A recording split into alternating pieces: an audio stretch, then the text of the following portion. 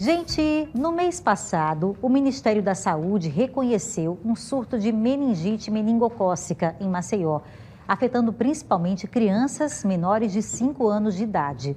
Desde então, diversas ações têm sido desenvolvidas, a exemplo das medidas de prevenção e controle. Acompanhe. Em junho de 2023, noticiamos a morte de um bebê de 1 ano por suspeita de meningite em Maceió. Alagoas registrou 64 casos de meningite. Muitos pais ainda não se conscientizaram da importância do imunizante para evitar um surto de meningite. Discutir o plano de enfrentamento ao surto das doenças meningocócicas. Quais as causas desse surto de meningite que Alagoas vem passando? Nos últimos meses, a meningite tomou conta dos noticiários. Acabou morrendo por uma meningite viral. E o medo invadiu os lares das famílias alagoanas. Faz medo mesmo, né? Porque hoje em dia a gente tem que ter todo cuidado com nossas crianças, né? E que doença é essa que tanto assusta? O último caso de meningite no estado foi confirmado no dia 5 deste mês. O paciente, morador de Maceió, já está recuperado. O crescimento de casos e mortes levou o Ministério da Saúde a reconhecer o surto de meningite meningocócica. De agosto de 2022 a setembro deste ano, foram registrados 29 casos e 11 mortes.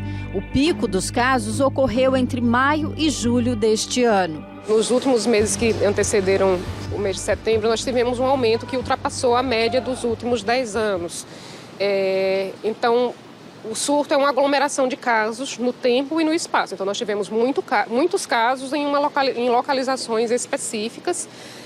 E agora nós saímos dessa aglomeração, ou seja, não está mais localizado em 2 bairros específicos, mas está começando a aparecer em outros bairros, só que com menor frequência. Estado e município de Maceió adotaram inúmeras ações de enfrentamento da doença.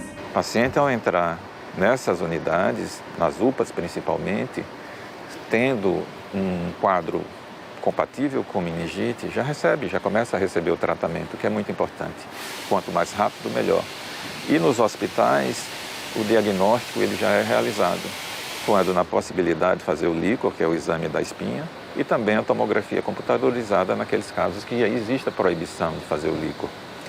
E depois, os CIEVs, a Vigilância em Saúde dos municípios, eles vão até os locais onde essa pessoa circula, nas igrejas, nas escolas, onde essa criança está, onde essa criança convive, por exemplo, para tentar fazer o bloqueio.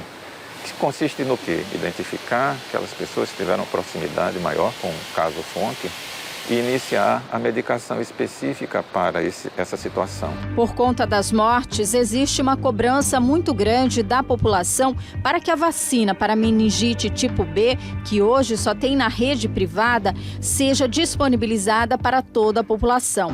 Mas, segundo o infectologista Renê Oliveira, isso não resolve o problema e depende de uma série de processos. As proteínas dessa vacina que é aplicada na rede privada não dá uma proteção específica contra os nossos meningococos. Não significa que não funciona, não. Nós não podemos falar isso de maneira alguma. Nós precisamos de mais estudos para determinar se é a melhor forma de agir ou não. Se a aplicação dessa vacina num surto, se é o ideal ou se não é. Uma vacina excelente para a rotina, para o dia a dia, que é possível que o Ministério da Saúde venha a incorporá-la no futuro, não muito distante. A infectologista Mardijane Lemos também não acredita na eficácia da vacina para combater o surto e recomenda a imunização com as vacinas já existentes. Não há indicação da utilização desse tipo de vacina em surto. É um posicionamento do Ministério da Saúde também, mas eu poderia, como técnica, discordar desse posicionamento. E como técnica, eu concordo, é uma vacina que não atende à situação de surto, ela tem um tempo entre a primeira dose, a segunda dose e o surgimento de imunidade. Para que a gente conseguisse barrar a circulação da bactéria em Maceió, nós precisaríamos vacinar pelo menos 85% da população em um intervalo de 15 dias. Então, é impraticável, não há como utilizar essa medida. Então, mesmo que a vacina estivesse disponível, não estaria indicada para essa situação. Porém, vacina é prevenção, vacina é poupança. Então, quem pode fazer uso da vacinação privada, ok, se prepara para uma próxima situação. Já a infectologista Sara Dominique discorda.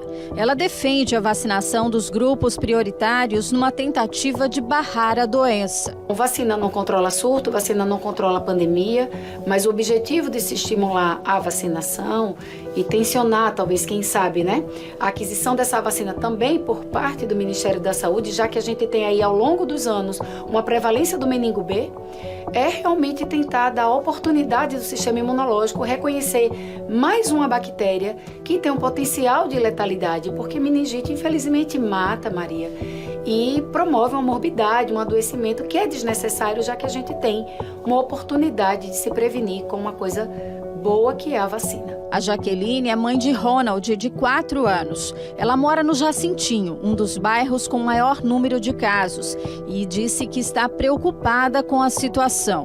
Porque tem muitas crianças que já morreu aqui, né?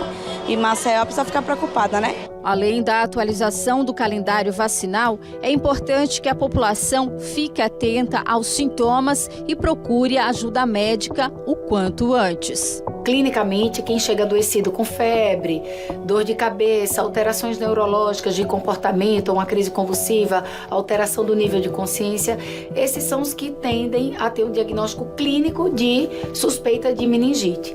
Imediatamente o médico deve proceder à investigação, que é laboratorial.